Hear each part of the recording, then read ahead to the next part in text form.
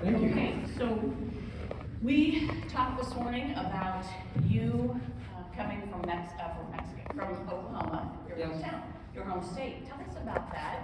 And, growing up with a family that was connected to food early on. I grew up in a restaurant in Oklahoma City. My parents had that restaurant for 37 years, and this is a very monumental year for me because we opened Frontera Grill 37 years ago. So now I am continuing on the legacy of long-lived restaurants in our family. And I grew up in a barbecue restaurant. It was I loved it from the time I was really little. I spent my weekends out there. I can't tell you how comfortable I felt in that environment as opposed to my brother who hated it completely and never went there. Those of you that watch my brother on TV know that he's not a food person, he's a sports person. But I will say that I grew up in a family that was really oriented toward food. I got to go to Mexico for the first time when I was 14 years old. And when I arrived in Mexico City, this was before the days of Cancun and beach vacations in Mexico. So I went to Mexico City and Tasco, and when I got there, it probably was only an hour and a half or 2 hours before I said to myself, I feel like I just came home. And so I continued to follow my love for Mexico, and I couldn't describe what that love was any more than just, it was kind of love at first sight. And I kept going back there with student groups when I was in high school, then majored in Spanish language and literature and Latin American studies in college, studied in Mexico, and then went to graduate school in anthropology and linguistics, trying to get away from the food world in some way, partly just because I didn't want to inherit my parents' restaurant because I wanted to do something that was more international than that. And so I went the cultural route and was planning on living my life in academics, but during graduate school I started teaching cooking classes and started writing about food and started a small catering company, and for me it was my way of getting back into food but tying it together with culture, because the classes that I was teaching were international food classes and mostly focused at that point on Mexico and its cuisine, since I had lived in Mexico.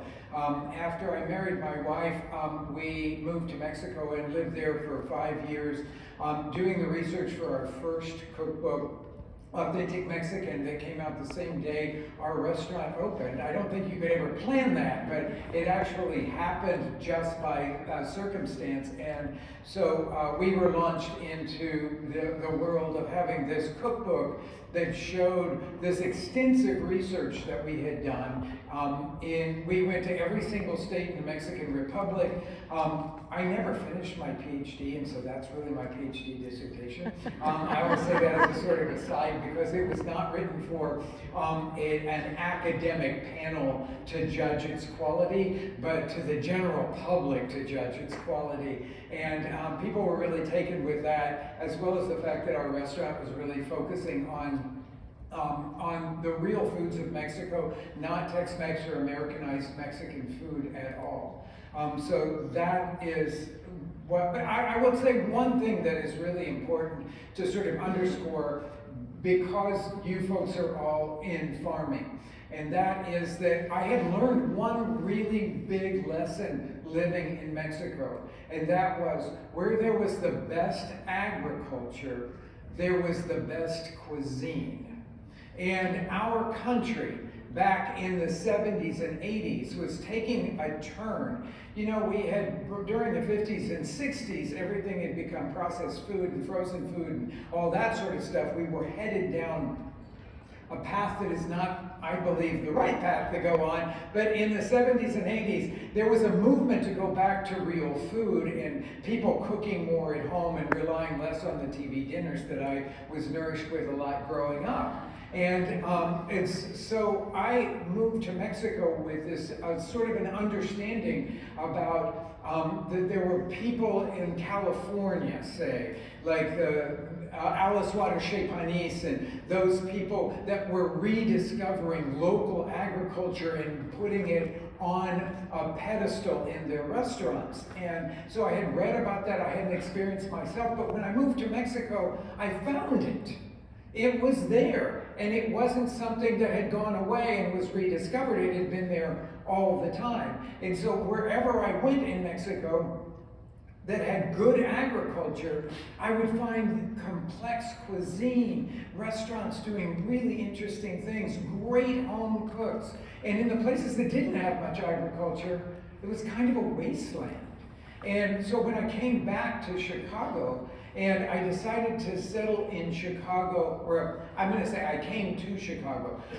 When my wife grew up in Chicago in the suburbs, and when we were deciding when we were moving back from Mexico, where we were going to live, I had never lived in Chicago, and so I said to her, like, why don't we try that? Because I knew it was the second largest Mexican population in the country, and that population was recent immigration, and so it was going to have a vitality to it. So I really loved that part of moving into Chicago. What I didn't like was the fact that we had no local agriculture. We didn't have a single farmer's market in the city of Chicago. And I thought, if we're gonna make this into a great restaurant town, we gotta have some really great local agriculture. But at that time, we had nothing. And I was trying my best to start off, figuring out how we could get some local agriculture into the restaurants. And at that point, we actually had to get in our car and drive to farm stands way outside of town if we wanted to get any kind of local product. What year was that? We opened in 1987. And my first passion was local strawberries. So you guys know that the strawberry season is about a minute and a half long in Chicago or in Illinois. And so I said, we're taking all of the desserts off our dessert menu, and we're going to only do things with strawberries for the 2 or 3 weeks that they are in season. I went down to the produce market, and I was trying to get to know a lot of the different houses down there, and I just went from one to the next saying, who's going to bring in the local strawberries? And they all laughed at me. They said, oh, we wouldn't touch those things with a 10-foot pole. They're too small. They don't have a long enough shelf life. They went on and they never talked about how delicious they were, okay? They just talked about shelf life and size. That's all they were talking about. And so I said, this is really ridiculous. So my wife and I, twice a week, would get in our car and drive to the local, it usually takes about an hour and 15 minutes to get to a farm stand where we could buy our strawberries, load up the car, it smelled great coming back, and then bring those back, and we would cook with those for the next few days. And I said, we've got to do more than just that. We have to really focus on getting those products into Chicago on a regular basis. So who were some key partners then? And how did you get that done? So I would ask around if there were any sort of market gardeners, any place that was sort of close to Chicago that people could bring stuff into us. But as you guys know, driving your produce to one restaurant is probably not a money-making kind of thing. And we found some people that had sort of gotten the bug to be sort of market gardeners, and they lived in some of the suburbs of Chicago where they had a little bit more land, but they would bring us the smallest amounts of stuff, and it was like all I could do was say, oh, well, this will be like a garnish on one plate or something like that, because they weren't producing enough. And that was one of the biggest struggles, that they would do it a couple of seasons and then they would say, this is too much work, and we're not making any money, and so they would go out of business, and then we go to another one, and that went for a while, and then I got in contact with some people that were, up at University of Wisconsin, Madison, they do a lot with co-ops up there, so they had started a co-op of some farms up there, and so I'll never forget this happening. I said, I want to work with you guys, and you come by that point around our restaurant. We had a lot of other restaurants pop up. So I said, if your co-op will drive produce, a truck of produce, and we'll buy, I promised them a certain amount. This was this song and dance I did to every farmer. I will promise to buy this much produce. And so at the beginning of the year, I would say, this is how much I need. Can you grow this? And we would make a contract with them at the beginning of the season, so that they knew they could trust me, and I could hopefully trust them to actually produce enough stuff that I could actually really use it in our restaurant. So I got in contact with this co-op, and I said, I would like to host some of your members in Chicago for a lunch and show you what we're doing, that we're a high volume restaurant, we can sell a lot of your produce and all of that. Well, first of all, they said, no, we won't go to Chicago. It's the evil city. And I thought, but you'll sell us produce, but you won't come to our city? And I said, no, you gotta come, you gotta see what you're doing. It was the most awkward lunch of my entire life to host to these guys that didn't want to be there and thought they were going to be mugged or murdered before they left, okay? And so they came in, and so we started working with them, and that was the first time that I actually felt like we had taken a step in the right direction to be able to get produce in a quantity. And I said, that if you bring X amount, I'll call all my neighboring chefs around here and I'll get them to buy stuff too. And when they started hearing the numbers we were talking about, because we're we are a high profile and high volume restaurant, but so were all the rest of them around me. And so I got them to buy a lot of the produce too. So we started to make inroads with that. And then the next year, we had the first little burgeoning farmers market in Chicago. And it was part of the Chicago farmers, became the Chicago farmers market things, but it was not a juried farmers market. So literally you could go to the produce market and buy stuff and then take it there and sell it.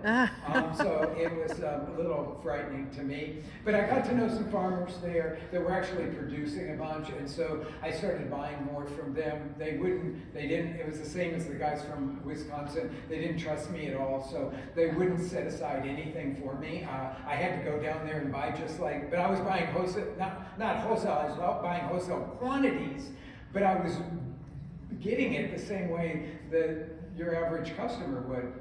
After a while, they thought that was just annoying. And so they started saying, call me the night before and tell me how many cases of tomatoes you wanted, that sort of thing. So I started getting a relationship with farmers going there. And then together with a few other people in the city of Chicago, we decided to do an independent farmers market, the Green City Market, which is now one of our, thank you very much, yes. We decided to do something which has now become one of the biggest farmers markets in the country, but we wanted to be juried, we wanted to have, a sustainability aspect to it, and we wanted farmers to be there to get to know the people that were coming to buy. And that turned into something that was super rocky at the beginning. And the second year, after the second year, the woman who had sort of spearheaded the whole thing said, I'm out, I don't want it. And so I grabbed a bunch of other chefs and we said, we'll take it over. That's a really, really bad idea if anybody's ever there. It's like having chefs take over the running of a farmer's market. No, it's like we work on the opposite end of the day and we're really busy and things come up and all that. But we were able to lure this woman back who we still bow down to as being a great visionary in our community. And that's when things started to turn around. when we put that farmer's market there. Now there's like 40 farmers markets in the city of Chicago, some of them independent and some of them are part of that. The majority of them are part of the Chicago public market things, but they're still not, still you could buy stuff someplace and resell it. They're not juried in the same way as some of the independent farmers markets are. But I'm really happy to say that we were able to really do a lot of getting local food in front of people. And it was a real novelty then. Nowadays, and I've got lots to say about this, but nowadays, the chefs I work with don't know Chicago before we had any local food there. And that's really sad to me because they take it for granted and they don't realize how poor their lives can be if it goes away. And so I feel like especially after COVID, because those of you that sell to restaurants know we were devastated and you guys were devastated because suddenly we canceled all of our orders because we were shut down. And so what do? You're planning ahead and raising all this stuff. What do? You got to pivot, we've got to pivot. Everybody had to pivot, but I said we came back to a new world, a very different world. And in some ways, honestly, I feel like that we are kind of starting over. And that is, and I say that out loud and publicly to you guys because we are looking in the restaurants. We need you to be our partners and to understand also the world we live in, and we need to understand the world you guys live in. And this has always been a struggle in the relationship between restaurants and farmers. We could not be more different people. Okay? But we have to come together and communicate. And we have to bring mutual respect to each other in this whole thing. And especially now is the thing that I will say, especially now, because we are beginning to rebuild. And I am beginning to rebuild with some of the young chefs to help them understand how crucial all of you are, not only to our livelihood, but to our well-being. Because when we cook with your food, it's really different than cooking with commodity produce, okay? And I will tell you that this one little story about that. One of the first farmers that we started working with in that early 90s time was a retired couple that lived in Plainfield, just southwest of Chicago. And they had lived on this family farm, which mostly had been given over to corn and soybeans. And they claimed back a big part of it, and started growing crops for restaurants. And we got to know them. And they were in their mid to late 60s when they started this project. And just like the restaurant business, farming is really hard work, okay? And so they were out there doing it morning, noon, and night. And I loved these people because they taught me so much about farming and about the intricacies of it. And the fellow, who was probably at least 70 at that point, he talked to me about what it was like to be raised on a farm in Illinois where they raised crops all winter long, and they knew how to do it without a greenhouse. And I was like, teach me more. This is just amazing that he knew how to do all these things. And they would deliver to our restaurant once or twice a week. And I would always send one of the prep cooks out to help them unload their truck. And one of the prep cooks grabbed a crate of lettuce and tossed it over in a corner and was going to toss another crate of lettuce on the top of it. And the wife of this couple grabbed that young man by his chef coat in the back and turned his face to her and said, "If you ever treat my lettuce like that again, I will never step foot back in this restaurant." And that was the moment when the connection became super clear to me. that we were working with somebody's babies. In the same way I think about when somebody dumps hot sauce all over one of our beautiful dishes in our restaurant, and I am speechless and want to take the plate away and say, you don't deserve any of this. She was saying we didn't deserve her beautiful lettuce. And that's the connection I want to underscore here, because it all goes, it's all part of the same chain. And what you guys do is create beauty. What we do is create beauty. We're all part of this same chain.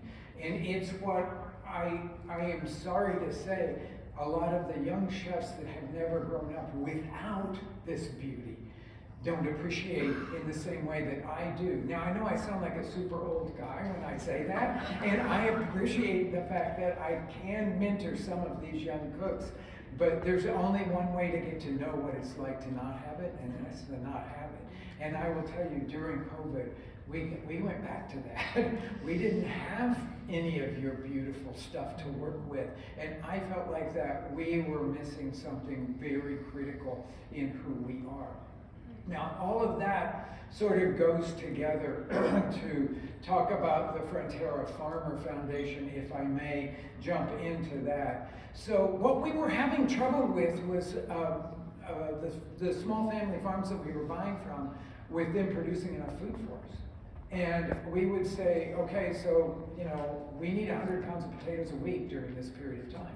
And people would say, well, I give you 30, 40.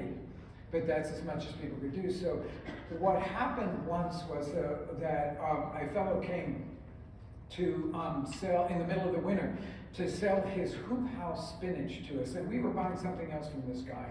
And he brought me this little sack of spinach. And I tasted it. It was the most delicious spinach I'd ever tasted. This is in February, or January, February. And I said, how much of this do you have? That's always my first question, was, how much of this do you have? Can I actually put this on my menu? And he goes, well, I could probably give you X amount per week of this stuff. And I said, how in the world are you growing this in Wisconsin in the middle of the winter? He goes, well, I know a variety of spinach that's pretty frost tolerant, and so he said, I do it in my hoop house, which was really high tunnel. And he said it gets warm in the day because it traps the solar heat, and then at nighttime it slightly freezes, and that's why the spinach tastes so sweet, because it produces sugar when it starts to freeze a little bit to keep it from freezing solid. And I said, don't tell another chef about this. I want everything that you can provide. And I said, and I want more. And he goes, oh, I'm at my maximum, I just have this one high tunnel. And he said, I plant in November, and then we harvest in January, February, and that's that. And nobody else was doing anything like this. And I said, what would it take for you to get another high tunnel? And he said, well, a lot more money than I have. And so that started a project that we initiated in the mid-90s, where we set aside $10,000, and farmers could borrow from the $10,000, but you had to pay it back in a year so that we could turn it over to another farmer. And what we learned was that $10,000 was a really good amount for most of the farmers to borrow. And then I said, and you can pay it back in a crop if you want to. We'll buy, if you're growing something that we can really use, then we will just buy that all summer long, and that's your payback for that thing, and that way you can move ahead. And man, it just was like everybody was starting to knock on our doors, like, when can we borrow some of that money so we could get ahead? It was a no interest loan program. But it had certain stipulations. And so we did that for a number of years. And then, in the restaurant business, we get asked to contribute to everyone's big fundraisers. We're going to have a table at your fundraiser, and we're going to provide food and all that sort of stuff. And it got to the point by the year 2000 that we were just like crazy. We were getting asked to do one every week. And we were getting spread too thin, and we didn't like the feeling of that. We wanted to really sort of hone things down and focus on a few charities that we really believed in. And so one of the chefs that I was working with us said, why don't we just start our own charity? and turned the no interest loan program into a grant giving one. Well, that turned into something that was really hard to do, because we went to the IRS and we said, we want to do this not-for-profit where we give grants to for-profit farms. And the IRS said, whoa, no, you can't do that. You have to give your grants for not-for-profits, and then they can distribute it to farms that are in dire need. And it was always that kind of thing. Even the farm aid people have to give to not-for-profits what they raise. So we got really discouraged about that, because we wanted to turn this into a really true not-for-profit. And so we went back to the IRS, and we argued from a slightly different thing. This time they said, no, this is just a kickback program. That's all you're trying to do. You're going to give some money to your farmers, and then they're going to sell you cheap produce or something. We go, no, we don't want to do any of that sort of stuff. So they denied us a second time and a third time, and then we changed lawyers. And we went to, And share what year was that, pardon me, but you said that was 2001. 2001, Yeah, okay. 2001. And we changed to a not-for-profit lawyer that said, I think I got a way to argue this. So she went back to the IRS and she said, you know what? These farmers are barely making it, as you guys know. It's like being in the restaurant business where the bottom line is super thin. And it's everything, just like this last week in our restaurant where the weather took all of our business away. And just like with you guys, you have a climate condition that it can ruin a crop. It's like nothing in the food business is predictable, okay? And the margins are super thin. And so she went to the IRS and she said, these farmers are barely making it. Many of them have to have one of the family members having a job away from the farm just to be able to support the farm. And so many people are going out of business. And yet these people are the ones that are creating community. And that's what she argued. Community in two places. Community where they live, because they're not giving up the land and moving to the big city, and in the farmers markets where they bring people together in a different way than the mall provides. Okay? Because let's face it, the mall has become the new community center in a lot of ways. But it's a big commercial enterprise, whereas the farmers market is a nourishing place. It's where you go to buy this beautiful food. And so you are in a different frame of mind than looking for a sale at TJ Maxx. It's a really different kind of a place. And she argued how important farmers markets were, and that farmers created community in two places, and the IRS said, yeah, we need to keep these people on the farms. And so they gave us our 501c3 status. And since then, we've got new figures than the ones you used. We're at $3.2 million that we have invested in over 200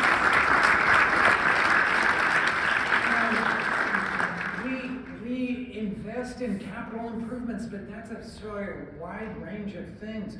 This last year, we invested in beehives for one person. Another group during COVID had started so much online sales, but they had a crappy website. So we helped them build a new website that was really user-friendly for the people that wanted to buy their products, because they do a lot of value-added stuff. And I think one of the two of the greatest stories that I could tell of that, but one of them really has to do with the integrity of heirloom products, and that was early on. We work with Spence Farm. I don't know how many of you folks know Spence Farm here, but Marty Travis from Spence, I went to him one day and said, I was always looking for supporting different groups that were doing heirloom stuff. And a friend of mine had said, you need to buy cornmeal from these Iroquois, these Native American Iroquois farmers, because they're doing this type of corn that has just been used in their community. So we were buying that, but then the community decided not to do it anymore. And so it was just going to become a backyard kind of crop. And that's really dangerous if nobody's producing enough of it to keep going. And I said to Marty at Spence Farm, would you grow this stuff? I feel like that we need to keep it alive. And what if these old Iroquois farmers die off and their kids don't take it over, and then we would lose this pretty amazing product? And so he started his search. He found the last 5 pounds of seed that was available in the US. And he started the project. But he needed to do it with great respect for the Native American tradition, which was to parch the corn and stone grind it. And so he applied to our foundation for the equipment to parch the corn and then stone grind it, and put in a room to do just that with. And so he is now the largest producer of Iroquois white corn. But not only is it grown with respect for the soil, but it's also finished with respect to culture. And so I was really happy that we could invest in keeping that thing going. And then we've worked with a number of different people. In University of Illinois, there was a fellow there that was trying, this is so hilarious that this happened, but he wanted to figure out how you could inoculate corn with wheat la coche. If you don't know what wheat la coche is, it's that corn smut. Okay, you probably know it as corn smut more than anything else. Okay, but one man's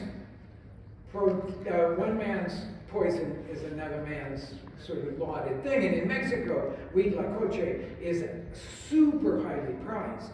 And yes, it is a fungus that grows just like a fungus would grow, but it infects the kernel of corn. So in Illinois, where they've been trying to eradicate it forever and ever, this one guy at University of Illinois decides he's going to try to figure out how to inoculate the corn with it. Just the opposite of what the people were trying to do. And so he comes up with this way of doing it, and then we have invested in several different projects like that. But now we have this one guy that is just doing amazing things with wheat la coche. There was only one producer of wheat la coche in the United States for a really long time, and that guy passed away. And so now this guy's taken up the mantle, and he's doing that. And so we have invested in helping him to have all of the equipment that he needs for that, as well as the fields to do it, and so forth and so on. So we invest in all different kinds of things, but it's to make small family farms more profitable and productive, because that's what our country really needs, and what especially we need here in the Midwest. We were literally blanketed with corn and soybeans, but we need a lot of people growing food crops. All right, can I just do, I know a lot of the audience. Very good. Hopefully you guys have questions out there. We want to give you guys plenty of time for that. But as you talk about that grant program now in 20 years, yes, what should they know about, what are you looking for today for your grant recipients? Yes, we welcome whatever you need, basically, because that's what we will do. We don't publicize our foundation from every telephone pole and stuff like that, because I can come and talk to you guys, and we'll get a bunch of new people applying for grants. It is run like a regular 501c3, and because I am the part of the body that raises the money, I don't have anything to do with giving the grants. We have a board that does all of that stuff. So until they announce who they're giving grants to, I never know even who's applied at that point. So I have nothing to do with that part of it. That was part of what the IRS wanted when they gave us this grant, is that nobody connected to the restaurant. We raise all the money for it, but that we can't have anything to do with giving the grants. But I will tell you, our board loves things that will bring your farm to the next level.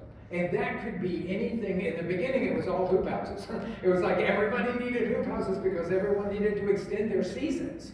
And now, though, we've invested in a lot of hoop houses, and so we're doing that. Now it's all different kinds of things, from delivery vehicles to watering systems to harvesters to all kinds of things. Whatever's going to take your farm to the next level, that's what they really like to invest in. If they can see that you can be more productive or more profitable from this investment. Now, I will say that our investments they really average about $12,000. So that might be a full project or it might be a partial project. You might say, oh, if I have this much down on this project, the bank may give me a small loan for the rest of it. So just know that we try to spread the money out. And so we do give roughly, I would say that sometimes they go up to 15,000. Sometimes people just ask for 7,000 or 8,000 to do a project, but they know. And we were one of the fellows that was on our board for a long, long time as a farmer, and he said, you know, in small family farms, it would take us about 5 years to be able to sock away $10,000 to invest back in my farm. And so giving $10,000 to a farm is like pushing them ahead 5 years. And so that is the kind of thing that we want to do, is to push people. Can we ask if anybody has questions?